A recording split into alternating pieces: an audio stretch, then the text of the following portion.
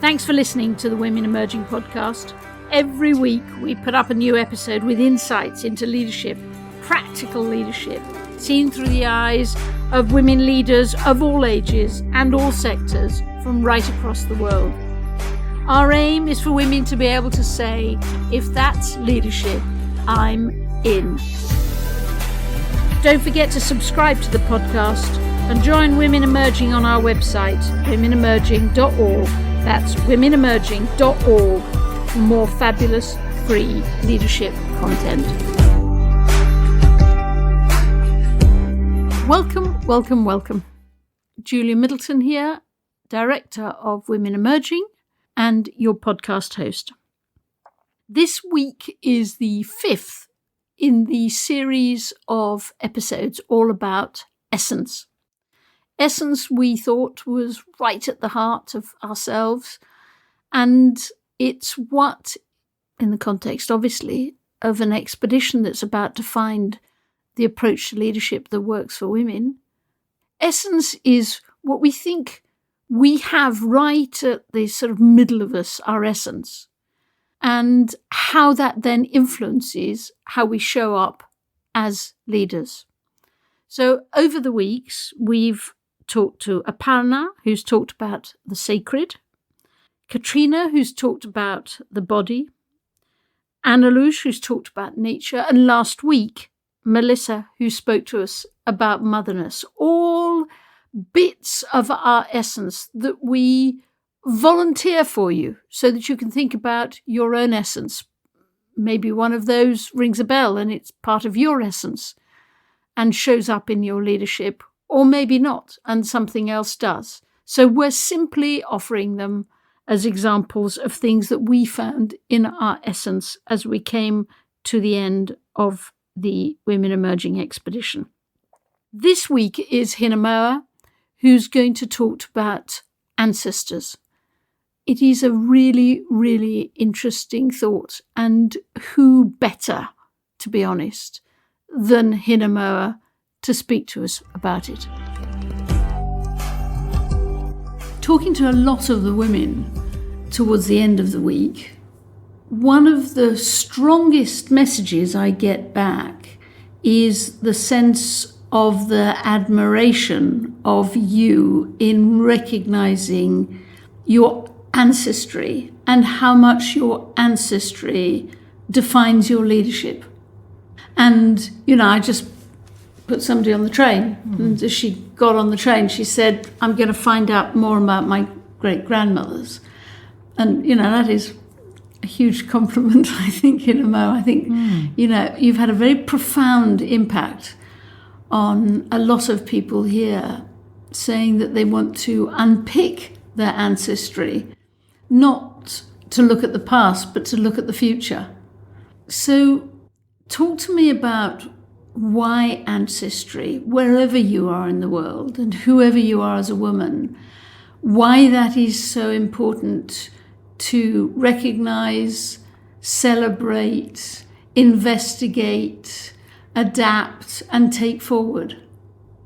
Well, that's, I'm deeply honoured by the responses I've had from people on the expedition where they've shared that the way I've approached our meetings, which has been predicated on my identity and my genealogy, my whakapapa, that's been really wonderful, honouring experience. I suppose it's so critical for me because without that, I don't exist. It's so fundamental to me. And I think one of the reasons that it's become so profound in my life is that my mother died a long time ago. And so I remember feeling and sensing so profoundly at that time that I had to move up into another generation. And I was pregnant with my son, and it was all very intense. But it was also, I felt welcomed into that embrace of women in the past. One of the profound experiences I had when I was a medical student was I was asked, because I was the oldest woman in my cohort, and I was asked to do the karanga, which is the call when we went away on a field trip, if you will.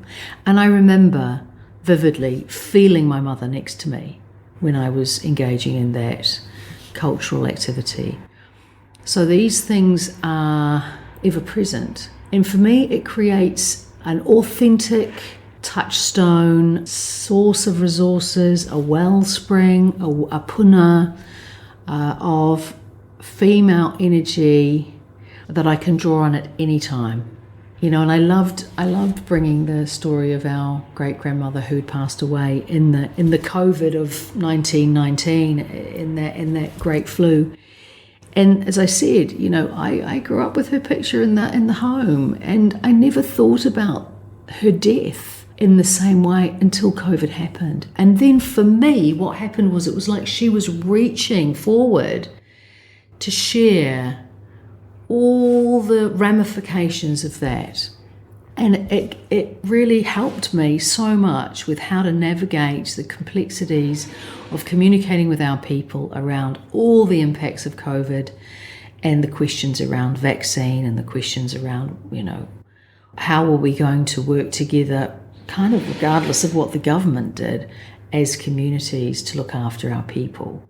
So for me, these are profound legacies that I have worked hard to discover and to research, and also that have been gifted to me.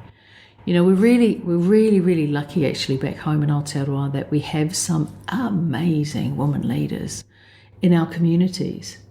And some of them are well known and some of them are not so far. But we do refer to them, I think, in a sense that there's a shared recognition around Māori women that we all have access to these stories no matter where we come from, and that is a source of healing, and that is a source of vision. And I really feel this connectivity across generations. So, you know, yes, I want to connect what I can bring forward for our young women and our girls. And at the same time, I don't want to leave our older women behind, because a lot of our older women have actually come through different kinds of colonisation, and they carry their own pain and their own joy. So I have a sense of, you know, this role of the baton, the cultural baton, being carried forward and passed on, that gives me energy. You know, we talked about leading as a source of energy, and so that's how that strikes me, and how what comes up for me in my heart when I think about leading as an energy is this energy that comes from our female ancestors. You know, lots of people tease me, but my favourite interview question is always, tell me about one of your grandmothers. And usually an enormous smile comes across people's faces. They almost always say which one, and the answer is either one, your choice. And then they tell the most beautiful stories. But as they do, this look comes across their face when they realise they haven't thought about their grandmothers for a very long time. And certainly not in the context of how they are, how they lead, how it reveals their values, how it reveals whether they're going to be any good at this job that I'm interviewing for. But it is so important to understand your lineage, your ancestry as a woman, isn't it? And I think one of the things I often say is, we are the living representation of those women alive right now. And so let's think about, you know, I talk to my mother all the time. I talk to my grandmother. I ask them, you know, what would you do? And because I suppose my other reflection is that we are those ancestors of the future. So as I said, you know, one day my descendants are going to look at my picture and they're going to see different things. At different times, they will draw on what they need from the picture that they may have in their home of me. So I find that very reassuring. You know, we're all under a hell of a lot of pressure. The world is incredibly complex, and we're trying to find tools that help us to navigate that. So I think when we are reflecting on what might be at the core, the Māori is the Māori word for essence. What is in our Māori, this energy that everything has a Māori, that our whakapapa, our genealogy, our ancestry is a core source of how we conceptualize that throughout the lifespan and beyond. And how we show up as leaders. So give me some examples of how you lead when you know it's come from what you've learned from your ancestors. Well, first of all, it's always come from my ancestors. Yeah. How I lead is I lead by doing the things that get me into a particular zone. So I always sing, as you've seen. Yep. That gets my wairua into a particular zone. I always do my pepeha, which is a time-honoured tradition of how we introduce ourselves and how we respect those around us, and how we locate ourselves in space and time. It's a an ancient technology. It's a time capsule. It means I can take the audience with me into different times and spaces. When I say those words of my mountain, my river, my ocean, I have been taught to use the power of the mind, hinengaro, a female goddess, of course, to stand in those places, to be in those places, to be. We sensed, future, present, past, all occurring at the same time. And so when you say those words and you tell those stories, we are creating that confluence of all those aspects of time together. Why sing? Why is singing so important for leaders? I think, for us, where I'm from in the far north, I think it releases a whole lot of different energies. I think it helps me, certainly, and my cousins who I've discussed it with, to hone in on or to connect with this experience that we call wairua, which is essentially how we are connected to the whole universe. So it's bringing in and it's honouring a different experience of being a human being. It's simple, it's joyful, it's an opportunity to express in a very simple form the gamut of things about being a woman. How often do you learn a new song? Ooh, good question. I haven't learnt a new song for a while, but I know that I want to, and there are new songs and parts of songs that I become more confident with. And just to reinforce, I've learnt this, I've been taught this. This is not something that I grew up with. Yeah. Okay. And so I'm similar to many, many other women of my age and stage, 57, where we've had to deliberately seek this out. And now you deliberately seek it out. Yes, and I practice it and I keep it warm. And when you sing, do you, unless it's somebody like me who's no idea what you're singing, do usually other people sing along with you? The power of singing together? That comes at a different point in the structure of things. So sometimes they might join in, yes, especially if we're at home with my female relations, and sometimes not. Usually there are some other practices around when songs are used. They're often used after people speak formally, usually men speak formally at the marae, and the song is a kinake, or is a tasty sauce, if you like, a way of expanding on what was said and finding a way to almost summarise that in music, and that's led by women. How else is your leadership influenced by your ancestry? Well, I lead from a place of highlighting and utilising our reo, me ona tikanga. So I seek out experiences of using our language and the cultural practices, as I just explained in one example. So I think, when you've had to learn your own language, that's very emotional.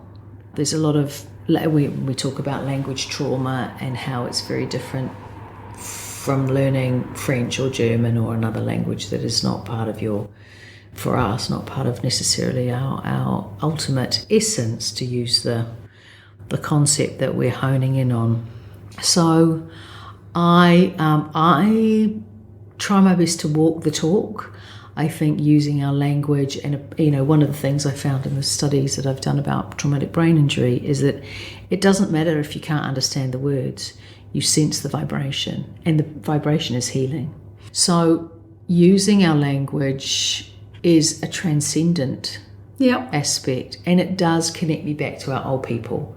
So I'm using the language of our old people, and I'm leading with that because that is the core part of the Māori. And what happens when you're leading in the context not of the Maori community, but for example, the context of being a medic in a hospital? I'm still leading from a perspective of being a Māori woman first and foremost. And so that's a lot of what I do at the hospital, is to normalise ways of being Māori. As one of my mentors, Whaia Moimel, said, it's normal for Māori to do Māori things. And this comes back to the outside of the othering that we also experience, is that we can go into a hospital environment or a clinic or some other kind of health service or education or youth justice, and we are receiving messages covertly and overtly that, you don't belong. You don't belong. Leave your Māori stuff at the door, pick it up on the way out. You need to present yourself as some kind of neutral human. But of course we know that is that's both impossible and idiotic. Yeah, and so disrespectful, and inaccurate. And so a lot of what I'm doing in the hospital or wherever else I am is I suppose role modelling that we are Māori first. One of our other great mentors, Professor Sir Mason Jury, I remember gave a talk at a conference many years ago, and he said, look, one of the decisions that you need to make is, are you a Māori doctor or are you a doctor that happens to be Māori? And so for me, I'm very clear, I'm a Māori woman first, and I'm a doctor. And that's what your ancestors would expect you to say. Yeah. And not saying that is not respecting them. Yes, I agree with that. And not respecting my descendants. You don't want to break the link. By standing in that space, by standing proudly and at the same time with humility in that identity, I am respecting both my ancestors and my descendants to come. Quite a thought, those descendants who are to come, isn't it? Crucial thought. And that's about linking our guardianship role with the planet. We are the planet is us. And we want to make sure that our papatuanuku, the Earth Mother, Tangaroa, Hene Moana, all the aspects of the natural world are cared for in a way that they are available to our descendants. And of course, that's a very tricky aspect to deliver upon. What would you hope your descendants would say about you as a leader? Well, I would hope that they speak in te reo about me, and they might say things like he wahine marae, ahine moa, that she was a woman who exemplified the manaaki that we receive when we go to the marae, that she created a warm, nurturing experience of being Māori, that she was really inclusive, that she recognised it's a difficult arena to be in, being part of the Māori community, and that I hope they can see that I have opened up some opportunities to make it safe to be Māori. Thank you. Very welcome. Thank you very much.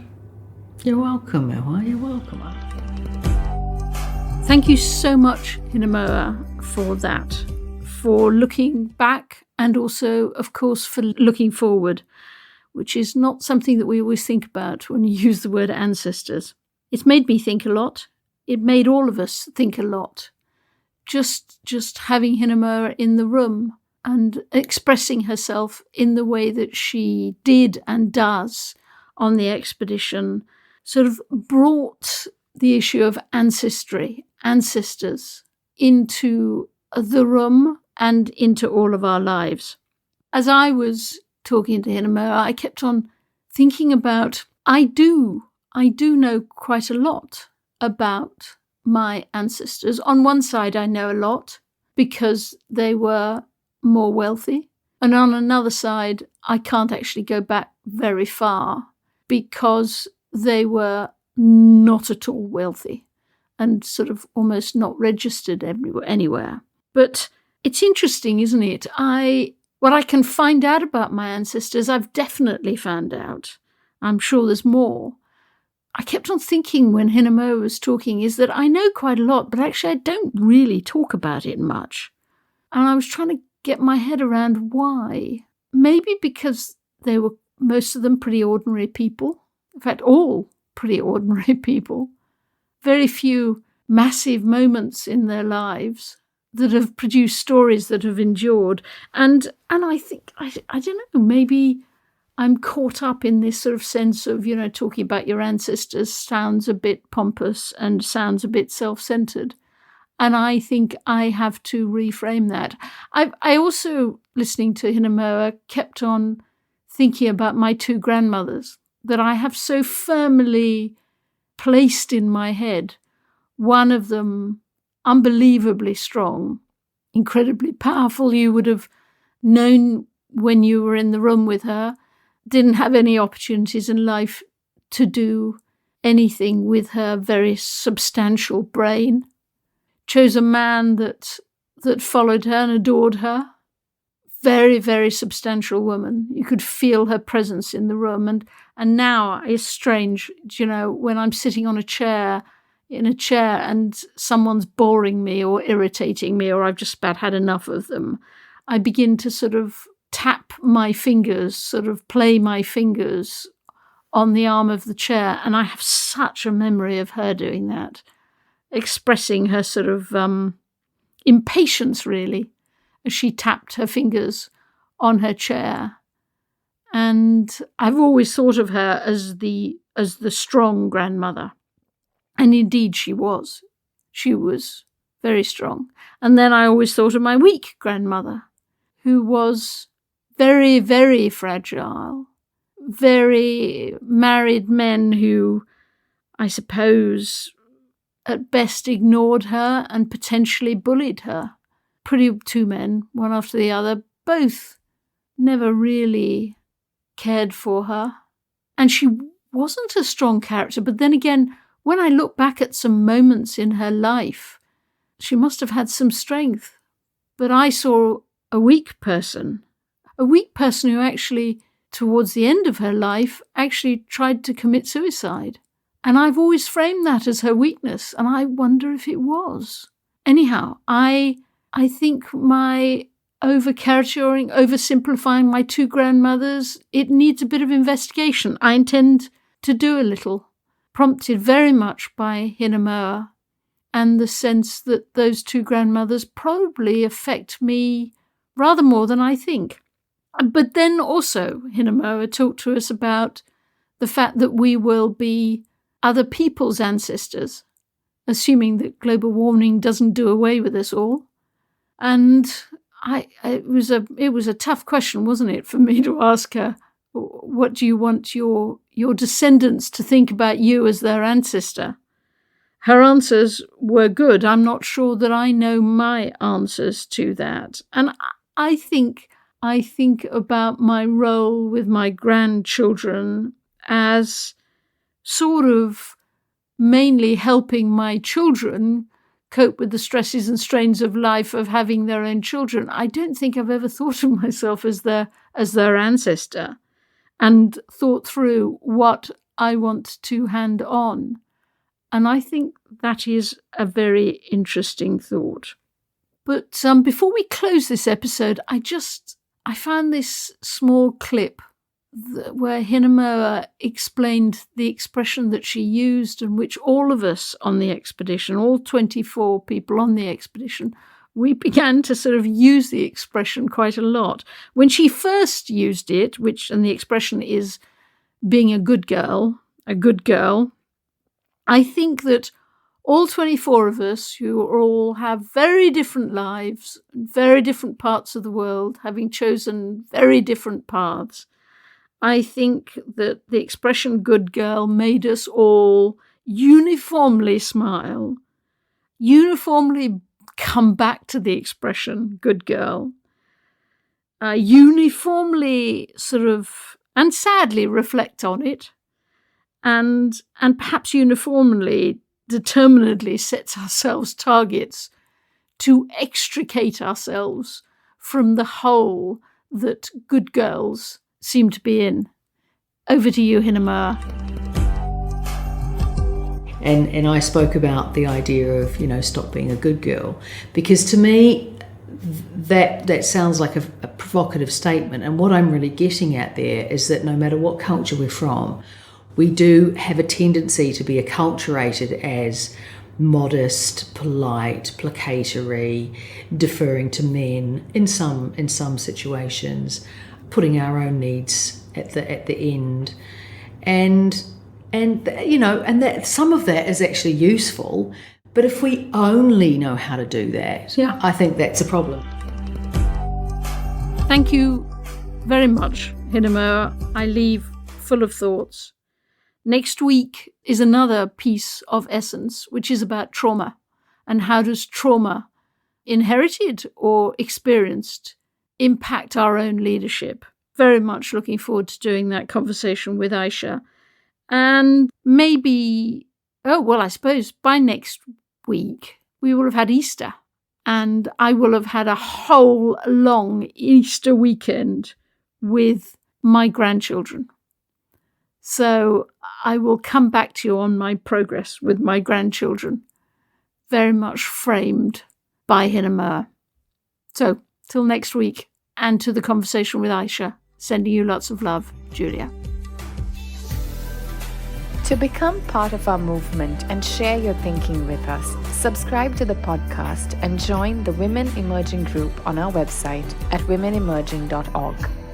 We love all of the messages you send us. Keep them coming.